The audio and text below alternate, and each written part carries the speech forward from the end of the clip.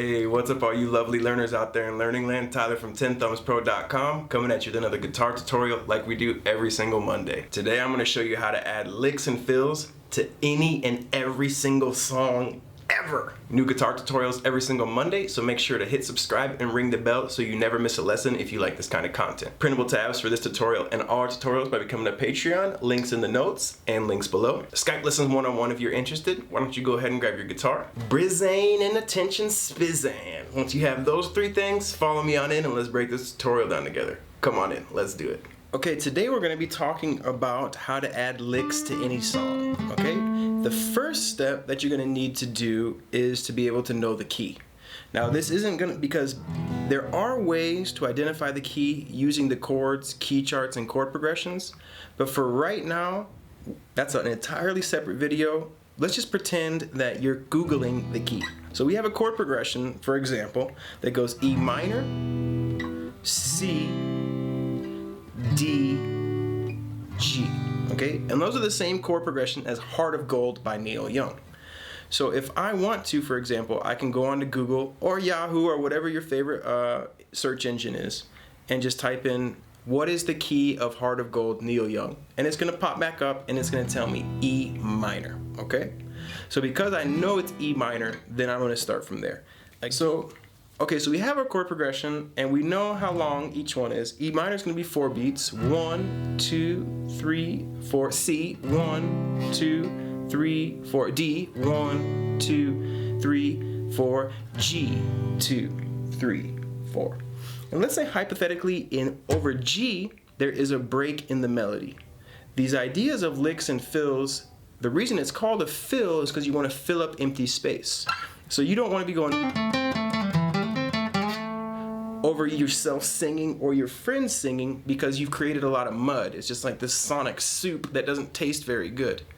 These licks are hot sauce. Too much hot sauce, all you can taste is hot sauce. So it's very important you know where to put them. And the best place to put them is a break in the melody or when no one is singing. So let's just say hypothetically, I'm just gonna create a melody. It's something like do do do do do do. Do do do do do do do do do do do do do do. So that G chord would be where our fill is going to go. So we know the key because we looked it up, it's E minor. We know where we want to put it because we have a space there. The next thing we're going to do is we're going to create the riff. The best way to do that is using the pentatonic. We'll look up the E minor pentatonic.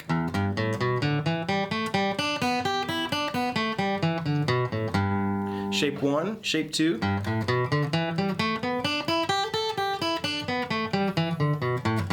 we're going to build it from those two shapes. If you want to know the 5 shapes of the pentatonic, I'll put a link up here too. It's good to memorize all 5 shapes of the E minor pentatonic, and then it's good to also learn how to transpose them so you can, with those 5 shapes, create licks and fills and solos in any key. Okay, so our riff or our fill is going to sound like this. Pretty basic. We only have one measure to work with, 4 beats. So what we're gonna do is hammer on, that's what our riff's gonna sound like.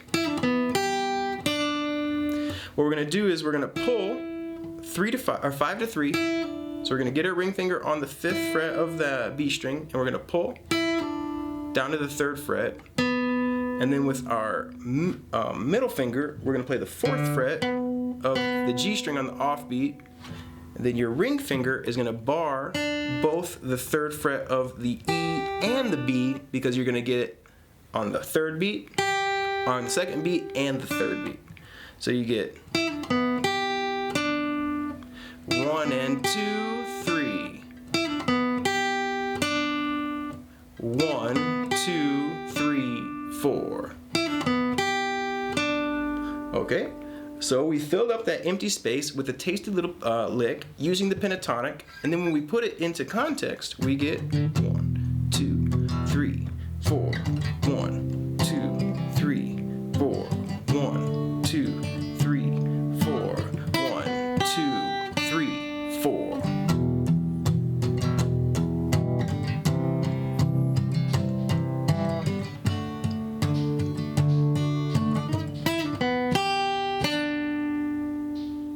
Okay, so that is our first lick and our first fill. Let's jump into number 2. Okay, for our second fill, we are going to jump up to shape number 4 of the E minor pentatonic.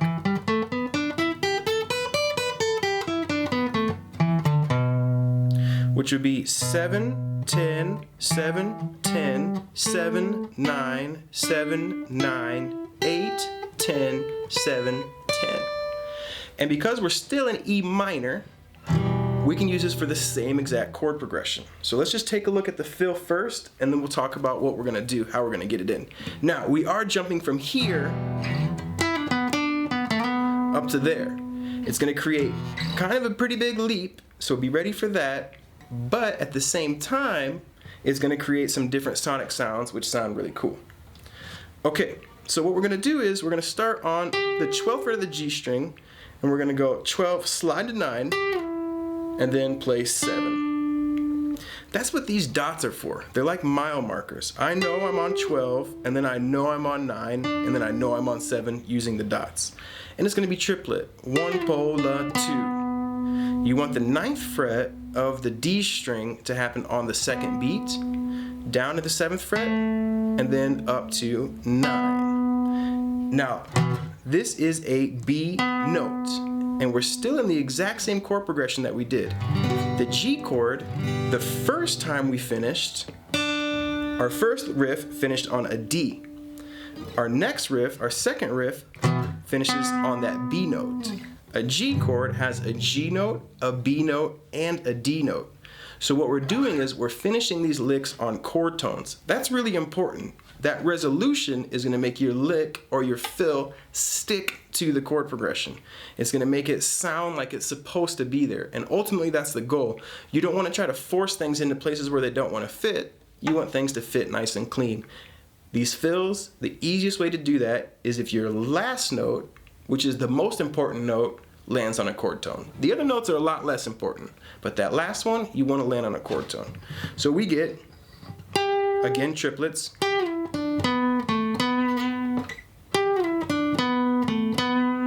Tripola 1, bum, bum, tripola 2, and 3, 4. In the context as a fill, 1, 2, 3, 4, 1, 2, 3, 1, 2, 3, 4, 4.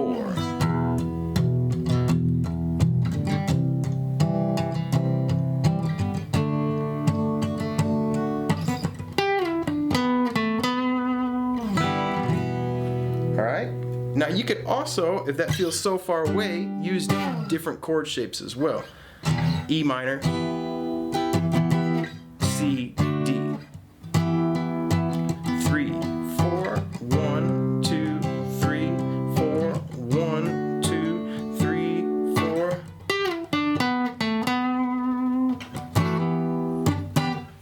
If you don't know all those chord shapes, again, that's another lesson. I'm kind of alluding to the power of other lessons and the way they would combine with this one, but this one is really just to show you when to put those fills, how to choose the notes, and then how to resolve them, okay?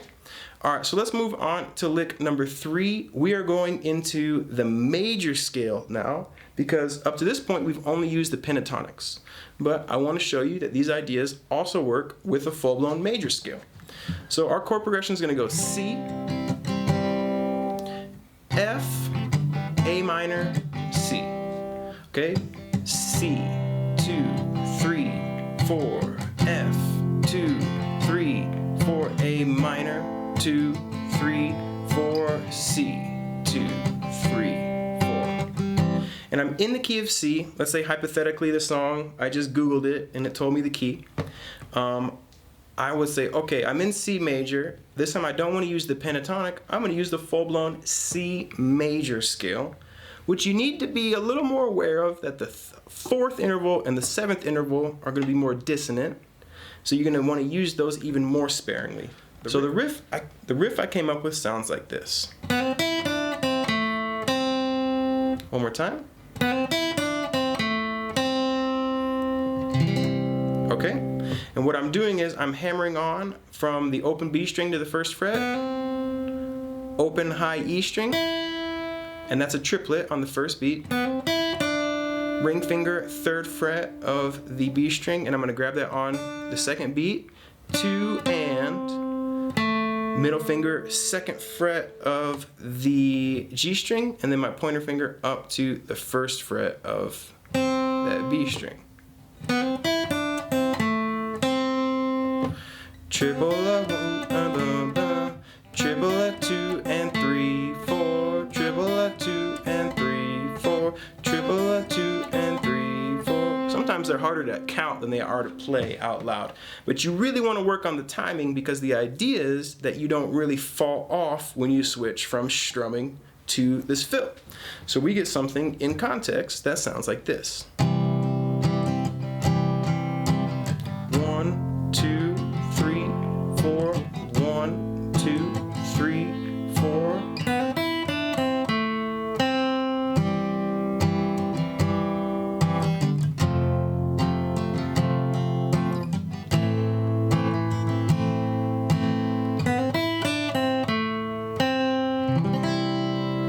Okay, so that is how we use the major scale. Now there is one other way that I do these. Well, there's 2 other ways really. This could kind of be looked at as arpeggios, which is another option, or what I like to call hot spots. Certain chord shapes have certain little hot spots that connect to the pentatonic, and there's one that works really great with this E shape.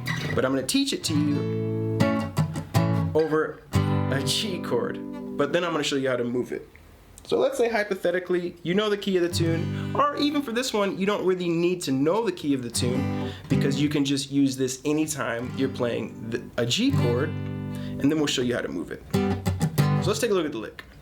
What we're going to do is we're going to 5, hammer to 7, pointer finger up to the 5th fret of the D string, and then we're going to 5, hammer 7 on that same string, and then back to the 5th fret.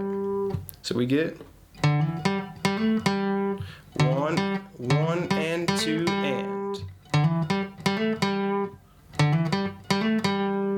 Okay?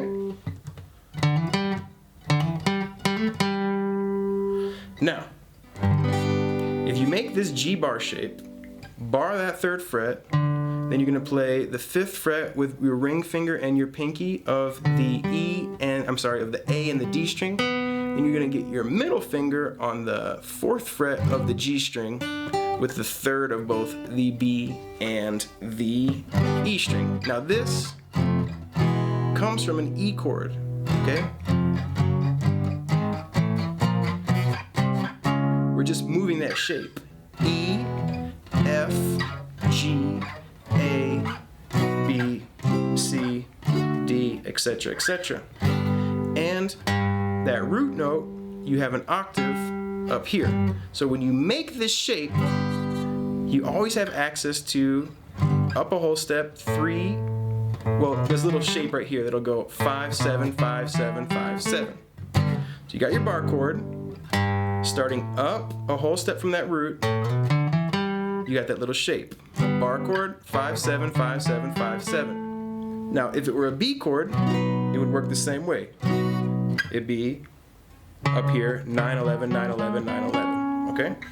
So we took that shape and we made this. 1, 2, 3, 4, 1 and 2 and 3, 4.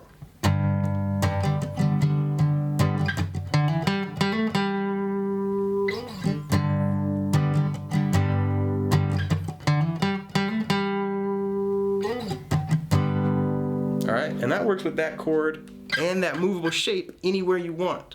So you can bust that out with any progression at any time. It's really nice. There's another good trick to doing that with this bar shape that has an A root based on this A string.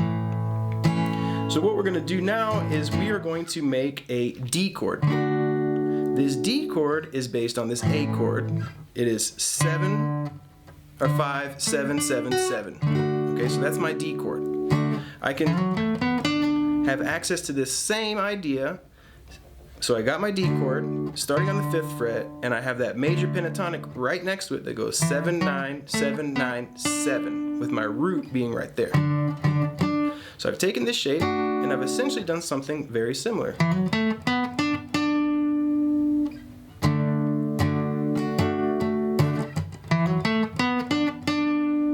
Okay, and this is going to work in junction with this shape. The riff on the A string, I'm going to hammer 7, 9, index finger 7th fret, 9th fret with my ring finger. Again, I'm on the D string, jumping up with my pointer finger to grab the 7th fret of the G string, and then I'll repeat it because that is my root, that is my D note. Okay, so let's put that into play. Now that we kind of see how it connects to this chord shape, we can use it as a fill. 1, 2, 3, 4.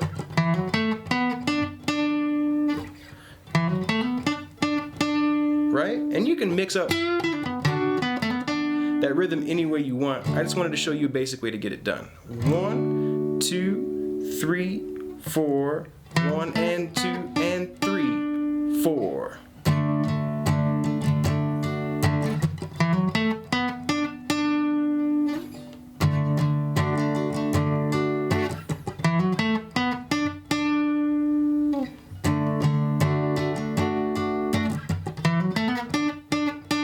I added an extra note that time, my bad.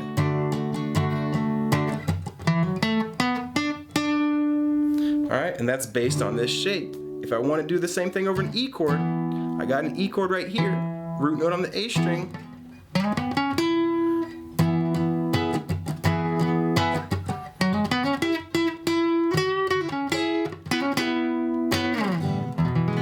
And that would work as an E there. Okay, so those are 5 licks and 5 different ideas. Again, to recap the strategy, you should know the key. You should know when the melody breaks, so you know where to put your fills. Then you should decide if you're going to use a pentatonic scale, a major or minor pentatonic scale, a major or minor scale, or if you're going to do these hot spots with these pentatonics based on these chord shapes. Okay? And that is how you add a fill to any song. Cool, everybody. Thank you so much for watching to the very end. I hope you got some tasty goodness out of this lesson.